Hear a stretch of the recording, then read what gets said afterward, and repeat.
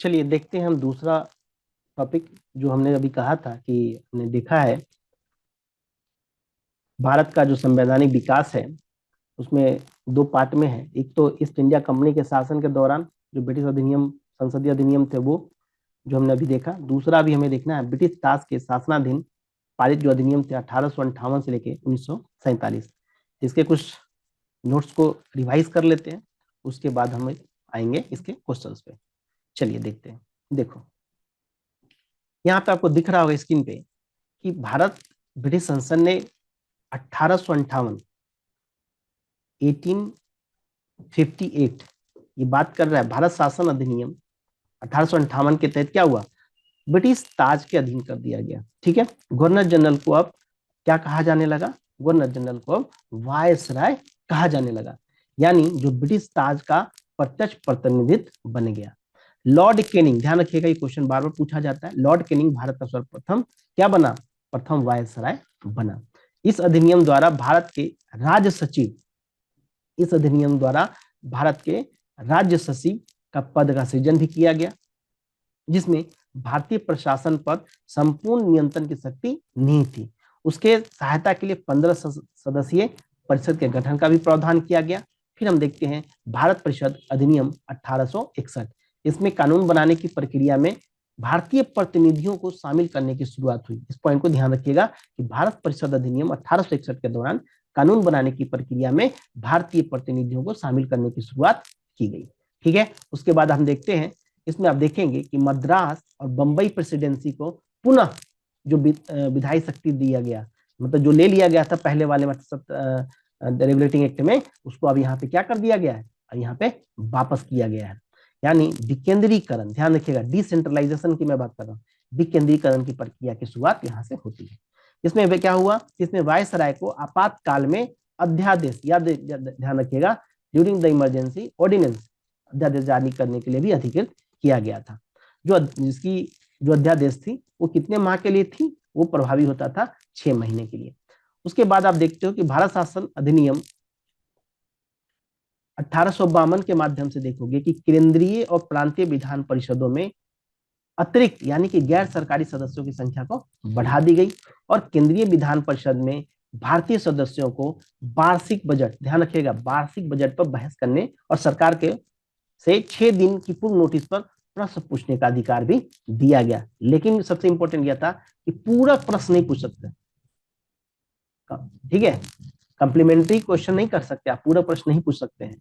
उसके बाद देखेंगे कि कहा जाता है कि सीमित अर्थों में ही सही लेकिन निर्वाचन पद्धति की आरंभ किया जाना इस अधिनियम की सबसे मुख्य विशेषता थी।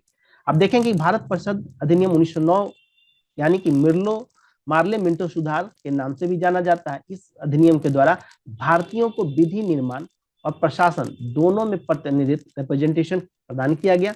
इसके तहत वायसराय के कार्यकारी परिषद में भारतीयों को पहली बार शामिल किया, और पहले भारतीय शामिल होने वाले कौन थे, सत्येंद्र प्रसाद सिन्हा। इस पॉइंट को आपको ध्यान में रखना है। उसके बाद आप देखेंगे कि अधिनियम में केंद्रीय तथा प्रांतीय विधायी शक्तियों को बढ़ाया गया। परिषद के सदस्यों को बजट एवं लोकहित के विषय पर, ध्यान रखिएगा बजट एवं लोकहित के विषयों पे विवेचना करने, प्रस्ताव लाने और प्रश्न पूछने के साथ साथ पूरक प्रश्न पूछने का भी अधिकार दिया गया, जो पिछले में नहीं था। यानी इसमें पृथक निर्वाचन के आधार पर देखोगे कि सांप्रदायिक प्रतिनिधित्व का प्रावधान भी किया गया। दूसरा आता है भारत शासन अधिनियम 1919, जिसे हम मॉन्टेग्यू चेम्सफोर्ड सुधार भी के नाम से भी जानते हैं। इसमें पहली बार प्रत्यक्ष चुनाव प्रणाली अपनाई गई। क्लियर है, चलिए आगे देखते हैं। सांप्रदायिक आधार पर निर्वाचन प्रणाली को विस्तार करते हुए, उसमें तो सांप्रदायिकता का प्रतिनिधित्व क्या ही क्या, इसमें इन्होंने क्या कर दिया, इसमें इन्हें सिखों के लिए, भारतीय ईसाइयों के लिए, आंग्ल भारतीयों के लिए और साथ ही साथ यूरोपियों के लिए भी लागू कर दिया। इस अधिनियम के द्वारा पहली बार केंद्र में द्विसदनीय व्यवस्था स्थापित करने की बात की गई। ध्यान रखिएगा किसमें, या तो आपको मॉन्टेग्यू चेम्सफोर्ड सुधार बोले या भारत शासन अधिनियम 1919 बोले, ये दोनों सेम है। आगे ध्यान रखना है, द्विसदनीय केंद्रीय विधानमंडल और समस्त ब्रिटिश भारत के लिए कानून बना सकती थी, और इस अधिनियम में प्रांतों में द्वैध शासन प्रणाली लागू की गई, और साथ ही साथ प्रांतीय विषयों को दो भाग में, एक रिजर्व और एक हस्तांतरित ट्रांसफरेबल विषयों में बांटा गया, और इस अधिनियम में पहली बार उत्तरदायी शासन शब्द का प्रयोग किया गया। क्लियर है, अगला पॉइंट देखते हैं। इस के अंतर एक आयोग का गठन किया जाना था, जिसका 10 वर्ष बाद इस अधिनियम की समीक्षा करने के बाद अपनी एक रिपोर्ट पेश करनी थी। ये कब की बात है? ये 1919 के भारत शासन अधिनियम की बात है। अब आगे देखते हैं 1935। भारत शासन 1935 में सर्वप्रथम भारत में संघात्मक सरकार की स्थापना। भारत में संघात्मक सरकार की स्थापना की बात भारत शासन अधिनियम से होती है, और इस अधिनियम में देखेंगे कि प्रांतों में द्वैत शासन समाप्त करके केंद्र में द्वैत शासन प्रणाली लागू की गई। साथ ही साथ मुद्रा एवं साख पर नियंत्रण के लिए भारतीय रिजर्व बैंक, ध्यान रखना 1935 का अधिनियम में है। दलित जो सांप्रदायिक निर्वाचन प्रणाली का विस्तार कहा गया, और कहा देखो कहां तक लेके चले गए, दलित, जाति, महिला, श्रमिकों सभी को शामिल कर दिया गया। इस अधिनियम के तहत आप देखोगे कि 1937 में 1937 में संघीय न्यायालय की स्थापना की गई। इस अधिनियम द्वारा बर्मा को ब्रिटिश भारत से अलग कर दिया गया। क्लियर है? 1935 का अधिनियम से। और साथ ही साथ 2 नए प्रांत सिंध और उड़ीसा का निर्माण किया गया। इसके तहत आप देखेंगे कि कुछ प्रांतों में द्विसदनात्मक व्यवस्था और भाग का व्यवस्था की गई। तो इस तरह से आप देखते हो कि 1935 के अधिनियम में क्या क्या बात थी। और लास्ट इसमें आता है भारतीय स्वतंत्रता अधिनियम 1947, जिसमें 15 अगस्त 1947 को भारत को स्वतंत्र संप्रभु राष्ट्र घोषित किया गया। और ध्यान रखिएगा, इसमें वायसराय का पद समाप्त कर दोनों डोमिनियन राज्यों में गवर्नर जनरल का पद सृजित किया गया। और साथ ही साथ इसके अंदर ब्रिटिश शाही उपाधि जो भारत का सम्राट शब्द समाप्त कर दिया गया। तो ये मैंने क्या किया कि जितना जल्द हो सके मैंने आपके जो नोट्स थे उसको मैंने जो इंपॉर्टेंट पॉइंट्स इसमें दिया गया था वो मैंने आपको बता दिया। इसको रिवाइंड करके भी देख सकते हो। अब हम आते हैं प्रश्न पे। पहला प्रश्न देखो इसमें क्या पूछा गया है। पहला प्रश्न में आप देखोगे कि पहला प्रश्न है कि निम्नलिखित में से किस अधिनियम के अंतर्गत भारतीय विधान परिषद को बजट पर बहस करने की शक्ति प्रदान की गई। जी हाँ, बिल्कुल सही। ये कौन सा था? भारत परिषद अधिनियम 1992 में। उसमें आपने देखा था कि बजट पर बहस करने की शक्ति गई थी, लेकिन मतदान का अधिकार नहीं था। इस पॉइंट को भी याद रखिएगा, मतदान का अधिकार नहीं था। क्लियर है? और 6 दिन पूर्व आपको नोटिस देना पड़ेगा, कार्यपालिका से प्रश्न पूछने की अनुमति दी गई। ठीक है, लेकिन पूरक प्रश्न पूछना अलाउ नहीं था, यानी पूरक प्रश्न भी नहीं पूछ सकते, पूछना अलाउ नहीं था। ठीक है, चलिए दूसरा क्वेश्चन देखते हैं। दूसरा क्वेश्चन कहता है कि दूसरा क्वेश्चन है ब्रिटिश भारत में सांप्रदायिक प्रतिनिधित्व की व्यवस्था निम्नलिखित में से किस अधिनियम के द्वारा की गई थी? बिल्कुल सही, मार्ले मिंटो सुधार। इसमें सबसे पहले सांप्रदायिक प्रतिनिधित्व की बात की गई थी, ध्यान रखिएगा। तीसरा क्वेश्चन पूछा जा रहा है कि निम्नलिखित में से किस अधिनियम द्वारा भारत में संघीय न्यायालय की स्थापना की बात की गई? तभी मैंने थोड़ा देर पहले डिस्कस किया था, इनमें से कोई नहीं। क्यों नहीं होगा? क्योंकि आपका कौन सा था? भारत सरकार अधिनियम 1935। इसलिए answer is D is right answer. Clear है? चौथा क्वेश्चन देखते हैं। चौथा क्वेश्चन कहता है कि भारत का संघीय न्यायालय निम्नलिखित में से किस वर्ष में स्थापित किया गया? संघीय न्यायालय की बात कर रहा है। ठीक है, तो संघीय न्यायालय कहाँ आएगा? 1935, 36, 37। किसमें? बिल्कुल सही, 1937 में। ठीक है, अगला क्वेश्चन है क्वेश्चन नंबर 5। केंद्र में द्वैत शासन किस अधिनियम के अंतर्गत स्थापित किया गया? इसमें क्या होगा? द्वैत शासन। ठीक है, तो द्वैत शासन किससे आता है? भारत सरकार अधिनियम 1935 के अंतर्गत द्वैत शासन एक अखिल भारतीय संघ की स्थापना और प्रांतों में द्वैत शासन व्यवस्था को समाप्त करने का प्रावधान किया गया। क्लियर है? अगला क्वेश्चन देखते हैं। क्वेश्चन नंबर 5 हो गया आपका। Question number 6। क्वेश्चन नंबर 6 देखते हैं। क्वेश्चन नंबर 6 कहता है निम्नलिखित में से किस अधिनियम ने केंद्र में द्वैत शासन प्रणाली को स्थापित किया? ध्यान रखिएगा, केंद्र में किससे आया? 1935। भारत शासन अधिनियम 1935 के तहत केंद्र में शासन प्रणाली की स्थापना, द्वैत शासन प्रणाली की स्थापना की गई। चलिए अगला क्वेश्चन देखिए। क्वेश्चन नंबर 7 देखते हैं। क्वेश्चन नंबर 7 में कहता है कि 1919 के भारत शासन अधिनियम में से निम्नलिखित में से कौन सी प्रमुख विशेषता या विशेषताएं हैं? तो इसमें से आप ध्यान रखिएगा, पहला है कि प्रांतों की कार्यकारिणी सरकार में द्वैत शासन की व्यवस्था, पहला। दूसरा, मुसलमानों के लिए पृथक सांप्रदायिक निर्वाचन मंडल। अच्छा बताओ, मुसलमानों के लिए पृथक सांप्रदायिक निर्वाचक मंडलों की व्यवस्था कहाँ थी? 1909 में थी ना। यानी कि दूसरा ऑप्शन क्या हो गया हमारा? गलत हो गया। तो दूसरा जिसमें है उसको काट दो, यानी आंसर इज कौन सा होगा?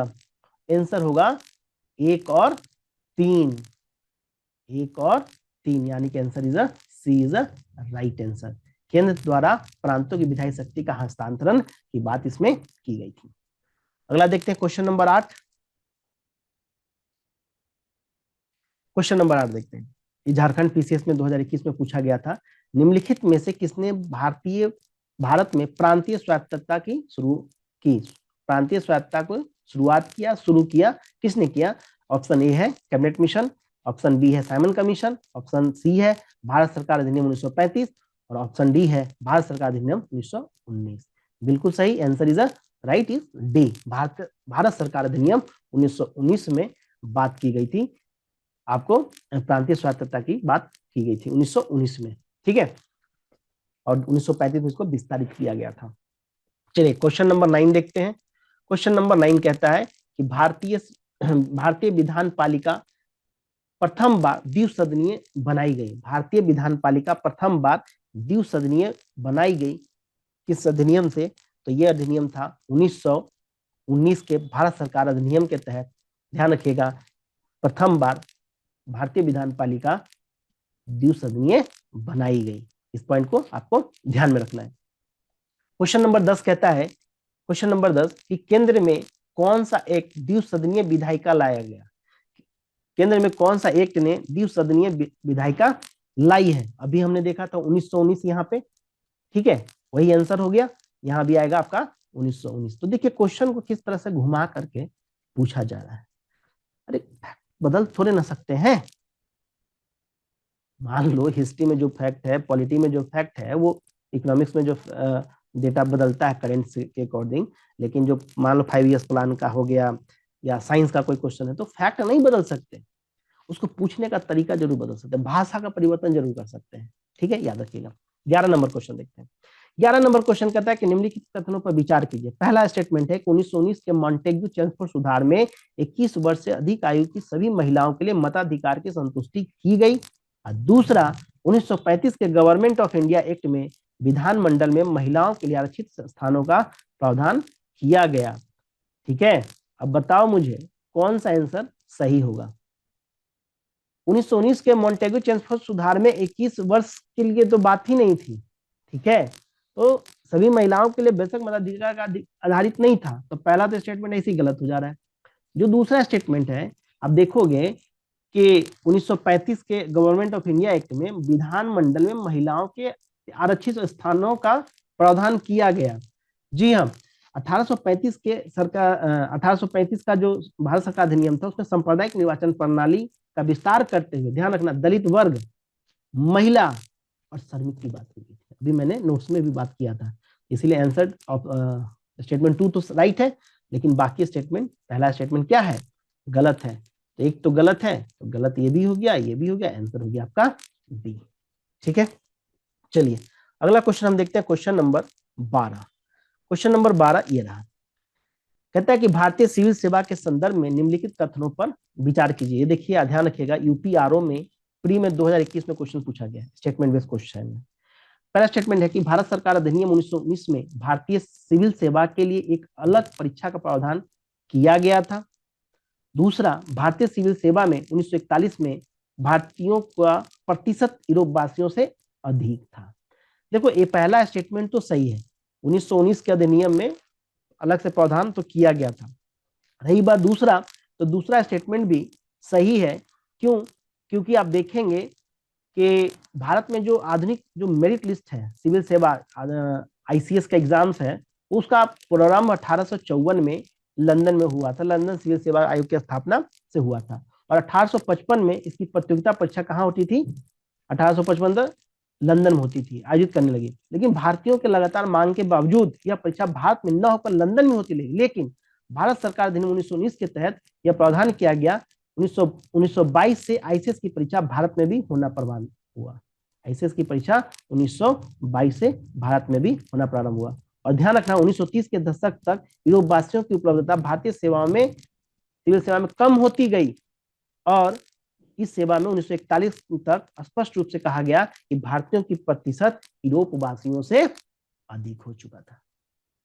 जो भारत में एग्जाम होने लगे, पहले तो इंग्लैंड में एग्जाम होता था, इसीलिए दोनों के दोनों स्टेटमेंट कैसे हो जाएंगे, दोनों स्टेटमेंट सही हो जाएंगे। ठीक है, चलिए क्वेश्चन नंबर 13 देखते हैं। क्वेश्चन नंबर 13 कहता है कि केंद्रीय विधान सभा का या के निम्नांकित में से कौन सा निर्वाचन भारत शासन अधिनियम 1919 के तहत हुआ था केंद्रीय विधानसभा में। ठीक है, तो इस ऑप्शन को आपको बताना है कि देखेंगे आप, क्वेश्चन दिया है कि केंद्रीय विधानसभा में निम्नांकित में से कौन सा निर्वाचन भारत शासन अधिनियम 1919 के तहत हुआ था।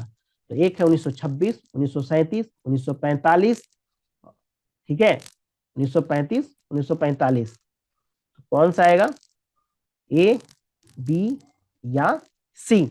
आप तीनों ऑप्शन देखें, ऑप्शन थोड़ा सा ऊपर चला गया है यहाँ पे, ये रहा। ठीक है, ये रहा क्वेश्चन। तो देखिए कौन सा आंसर होगा, केवल ए, केवल बी और सी, केवल ए और सी। यानी प्रश्न जो पूछा गया है 1926 और 1945 का जो केंद्रीय विधानसभा का चुनाव था वो भारत सरकार अधिनियम 1919 के तहत हुआ था। तो 1926 और 1945 दोनों राइट आंसर है। तो 1926 और 1945 यानी कि आंसर क्या हो गया, सी हो गया। ए और सी इज अ राइट आंसर। यानी कि जो 1926 में और 1945 में जो केंद्रीय विधानसभा का चुनाव हुआ था उसमें वो किसके तहत हुआ था, भारत शासन अधिनियम 1919 के तहत हुआ था। ठीक है, 14 नंबर क्वेश्चन देखिए, भारत शासन अधिनियम 1919 के अंतर्गत भारतीय विधायिका का अंतिम निर्वाचन किस वर्ष हुआ। देखो वही क्वेश्चन घुमा के पूछ लिया एमपीपीसीएस में। अब मान लो 1924 था, देखो ध्यान से, 1924 था, 1926 था और 1945 था, और अंतिम वाला बोल रहा है, तो ऑब्वियस सी बात 1945 होगा। क्लियर है। क्वेश्चन नंबर 15 कहता है कि राष्ट्रपति को अध्यादेश निर्गत करने की शक्ति प्रेरित करती है, आ नहीं प्रेरित कर रही है, किससे आ रही है, तो ध्यान रखिएगा कि अध्यादेश निर्गत करने की कहां से थी, भारत सरकार अधिनियम 1935। Answer is a B right. यानी राष्ट्रपति को अध्यादेश निर्गत करने की शक्ति प्रेरित करती है भारत सरकार अधिनियम 1935। याद रखना, भारत सरकार ब्रिटिश भारत में गवर्नर जनरल को 1861 के भारत परिषद अधिनियम से विधान परिषद की अनुमति के बिना, किसमें, 1861, ठीक है, जो भारत के गवर्नर जनरल थे उनको 1861 के भारत परिषद अधिनियम से विधान परिषद में के बिना अनुमति के अध्यादेश जारी करने की शक्ति प्राप्त थी। लेकिन भारतीय संविधान में जो राष्ट्रपति को अध्यादेश निर्गत करने की शक्ति है, आपको पता है ना, आर्टिकल 123, आर्टिकल 123 जो अनुच्छेद 123 है, भारत सरकार अधिनियम 1935 की धारा 42 और 43, ध्यान रखिएगा 1935 की धारा 42 और 43 से प्रेरित है। ठीक है, चलिए अगला क्वेश्चन देते हैं, क्वेश्चन नंबर 16। क्वेश्चन नंबर 16 कहता है कि निम्नलिखित में से किस अधिनियम द्वारा संवैधानिक निरंकुशता का सिद्धांत प्रवृत्त किया गया है। ध्यान रखना, संवैधानिक निरंकुशता, यह भी बिल्कुल सही है कि संवैधानिक निरंकुशता का सिद्धांत भारत सरकार अधिनियम 1935 द्वारा प्रवृत्त किया गया है। क्यों, क्योंकि यह अधिनियम ब्रिटिश संसद द्वारा पारित सर्वाधिक विस्तृत अधिनियम था और साथ ही यह भारत के लिए तैयार संवैधानिक प्रस्तावों में से सबसे जटिल एक दस्तावेज भी थी। ठीक है, इस अधिनियम में भारत संघ की स्थापना, संघीय न्यायपालिका, केंद्र और राज्यों के मध्य शक्तियों का विभाजन, इन सब की व्यवस्था की गई थी। तो answer is C is the right answer, 1935 का भारत शासन अधिनियम।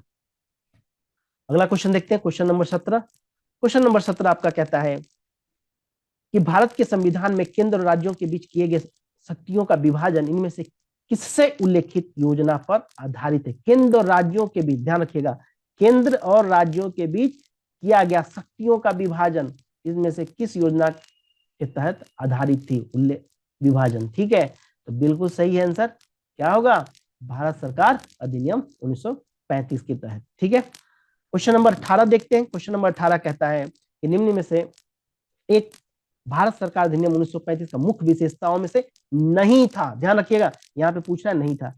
आप लोग एक काम करेंगे, जब भी ये क्वेश्चन स्क्रीन पे आपको आए ना, तो उसको एक बार पॉज कर लेना, ठीक, बगल में कॉपी रखना और उसमें अपने अनुसार पहले बिना देखे हुए आंसर्स लगाओ, किसका ए होगा कि बी होगा कि सी होगा फिर डी होगा, फिर वीडियो को ऑन कर लेना। इससे क्या होगा कि पता चल जाएगा कि तुमने कौन से सही किए, तुमने कौन से गलत किए। यदि पहले से भी आपने कुछ पढ़ रखा तो वो भी रिकॉल हो जाएगा।